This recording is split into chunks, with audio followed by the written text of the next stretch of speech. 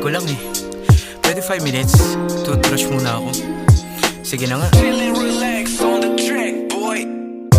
Good morning, how you doing? Eto, drinking coffee while I'm smoking. Parang life lately is kinda boring. Ligo tapos labas, focus sa hustling. Bagong araw na naman, pare katamad. Di ka pwede tama rin, dapat sumagal. Yan ang dapat mong gawin para umangat. Di yun tulog ka ng tulog, katamad-tamad. Nakita ko si Crush, ooh, interesting.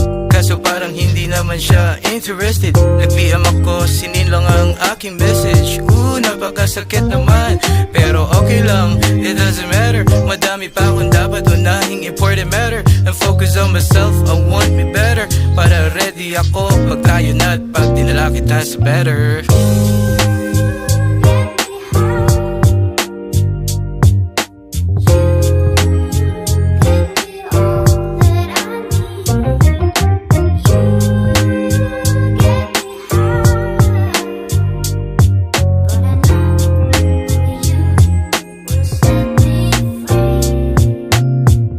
So fine, napaka-cute mo. Smile mo lang inaasam, yun lang ang gusto. Ihahatid kita kahit kailan mo gusto. Just let me know kung ako lang ang bet mo. Pwede din kita sunduin anytime. Labas ka na, I'm driving, cause it's about time. Gutom ka ba? Drive-thru muna tayo. Next yan, pili ka ng gusto mo. Pwede din ako kung ako bet mo. Kahit sang resto, kahit saan mo gusto. Basta ba yung trip mo? Walang problema sa pera, nakapag-save to. Tell me what you want, girl, matik bibilin ko.